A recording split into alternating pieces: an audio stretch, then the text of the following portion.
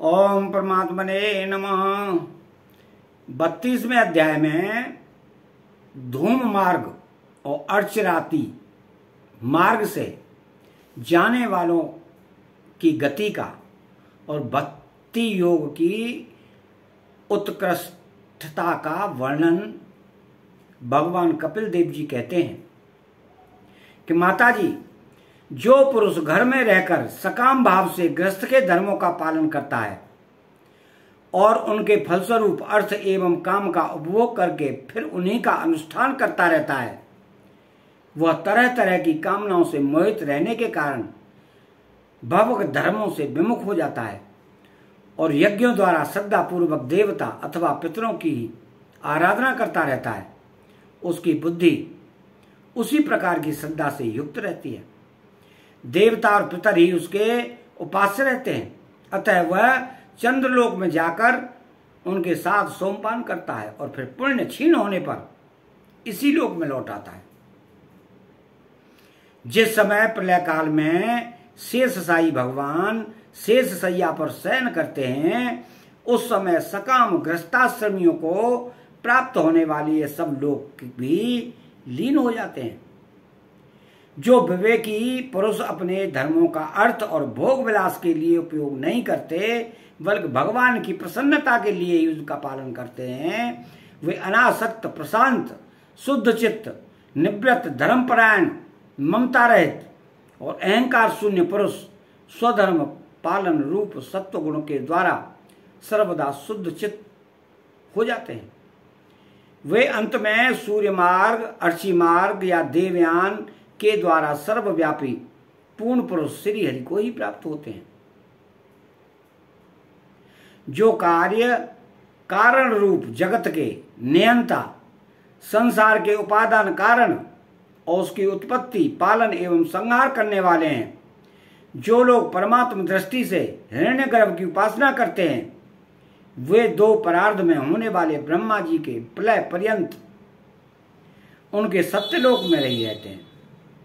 जिस समय देवादि से श्रेष्ठ ब्रह्मा जी अपने द्वीप रार्ध काल के अधिकार को भोग कर पृथ्वी, जल, अग्नि, वायु, आकाश, मन, इंद्रिय, उनके विषय, शब्दादि और अहंकार आदि के सहित संपूर्ण विश्व का संहार करने की इच्छा से त्रिगुणात्मिका प्रकृति के साथ एक रूप होकर निर्विशेष परमात्मा में लीन हो जाते हैं, उस समय प्राण और मन को जीते हुए वे विरक्त योगीगण भी देह त्याग कर उन भगवान ब्रह्मा जी में ही प्रवेश करते हैं और फिर उन्हीं के साथ परमात्मा स्वरूप पुराण पुरुष परब्रह्म में लीन हो जाते हैं। इससे पहले वे भगवान में लीन नहीं हुए, क्यों कि अब तक उनमें अहंकार शेष था। इसलिए माता जी, अब तुम भी अत्यंत भक्ति भाव से उन श्री हरि की ही चरण शरण में जाओ। समस्त प्राणियों का हृदय कमल ही उनका मंदिर है और तुमने भी मुझसे उनका प्रभाव सुन ही लिया है। वेद गर्भ ब्रह्मा जी भी जो समस्त स्थावर जंगम प्राणियों के आदि कारक हैं, मरीचि आदि ऋषियों, योगेश्वरों, सनकादिकों तथा योग प्रवर्तक सिद्धों के सहित निष्काम कर्म के द्वारा आदि पुरुष कुल श्रेष्ठ सगुण ब्रह्म को प्राप्त होकर भी भेद दृष्टि और कर्तृत्वाभिमान के कारण भगवत इच्छा से जब सर्व काल उपस्थित होता है, तब काल रूप ईश्वर की प्रेरणा से गुणों में क्षोभ होने पर फिर पूर्ववत प्रकट हो जाते हैं। इसी प्रकार पूर्वोक्त ऋषिगण भी अपने अपने कर्मानुसार ब्रह्मलोक के ऐश्वर्य को भोग कर भगवत इच्छा से गुणों में क्षोभ होने पर पुनः इस लोक में आ जाते हैं। जिनका चित्त इस लोक में आसक्त है और जो कर्मों में श्रद्धा रखते हैं, वो वेद में कहे हुए काम्य और नित्य कर्मों का सांगोपांग अनुष्ठान करने में ही लगे रहते हैं। उनकी बुद्धि रजोगुण की अधिकता के कारण कुंठित रहती है, हृदय में कामनाओं का जाल फैला रहता है और इंद्रियां उनके बस में नहीं होती। बस अपने घरों में ही आसक्त होकर वे नित्य प्रति पितरों की पूजा में लगे रहते हैं। लोग अर्थ, धर्म और काम के ही परायण होते हैं। इसलिए जिनके महान पराक्रम अत्यंत कीर्तिमय हैं, उन भवव्यहारी श्री मधुसूदन भगवान की कथा वार्ताओं से तो वे विमुख ही रहते हैं। हाय, विष्टा भोजी, कुकुर, शूकर आदि जीवों के विष्टा चाहने के समान जो मनुष्य भगवत कृपामृत को छोड़कर निंदित विषय वार्ताओं को सुनते हैं, वे तो अवश्य विधाता के मारे हुए हैं। उनका बड़ा ही मंद भाग्य है। गर्भाधान से लेकर अंत्येष्टि तक सब संस्कारों को विधि पूर्वक करने वाले ये सकाम कर्मी सूर्य से दक्षिण ओर के पितृयांतता धूम मार्ग से पितृस्वर अर्यमा के लोक में जाते हैं और फिर अपने ही संतति के वंश में उत्पन्न होते हैं। माताजी, पितृलोक के भोग लेने पर जब उनके पुण्य क्षीण हो जाते हैं, तब देवता लोग उन्हें वहां के ऐश्वर्य से च्युत कर देते हैं और फिर उन्हें बेबस होकर तुरंत ही इस लोक में गिरना पड़ता है।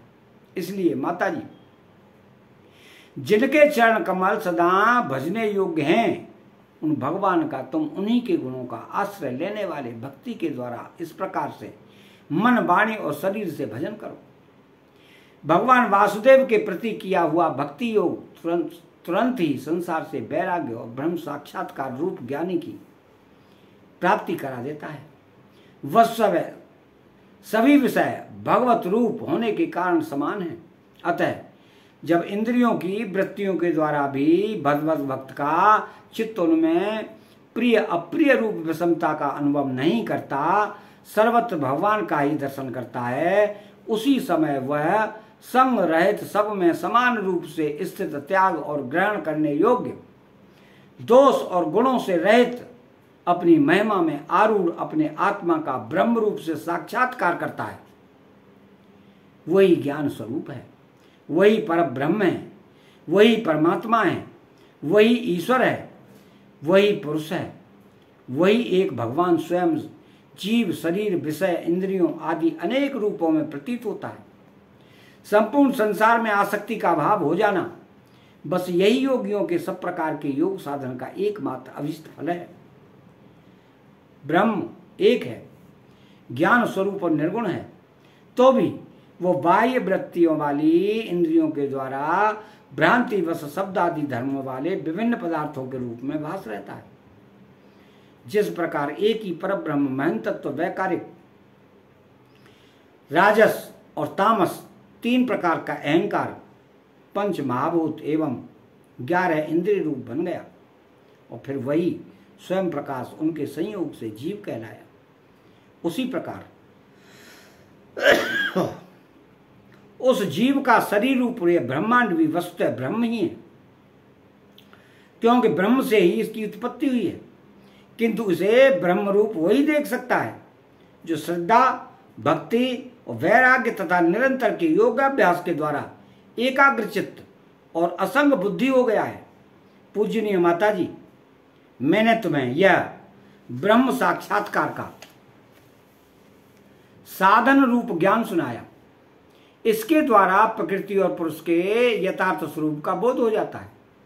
देवी, निर्गुण ब्रह्म विषयक ज्ञान योग और मेरे प्रति किया हुआ भक्ति योग, इन दोनों का फल एक ही है।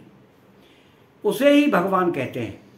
जिस प्रकार रूप, रस एवं गंध आदि अनेक गुणों का आश्रयभूत एक ही पदार्थ भिन्न भिन्न इंद्रियों द्वारा विभिन्न रूप से अनुभूत होता है, वैसे ही शास्त्र के विभिन्न मार्गों द्वारा एक ही भगवान की अनेक प्रकार से अनुभूति होती है।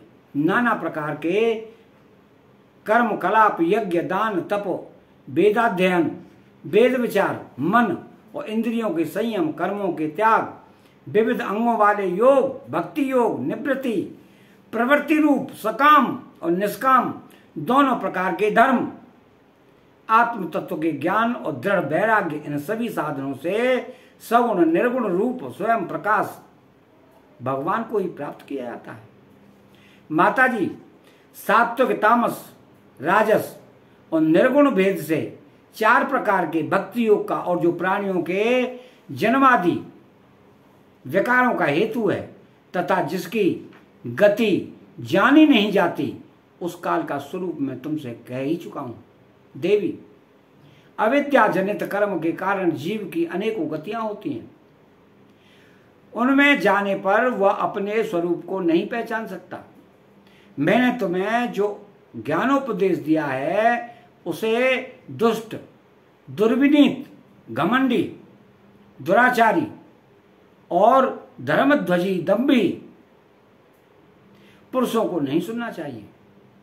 जो विषय लोलुप हों, ग्रहसक्त हों, मेरा भक्त न हो अथवा मेरे भक्तों से द्वेष करने वाला हो, उसे भी इसका उपदेश कभी न करे।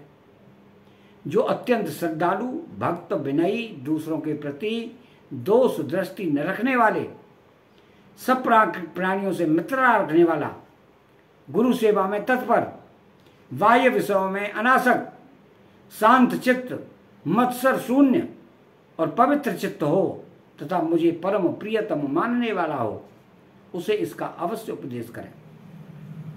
मां, जो पुरुष मुझ में चित्त लगाकर इसका श्रद्धापूर्वक एक बार भी श्रवण या कथन करेगा, वो मेरे परम पद को प्राप्त होगा।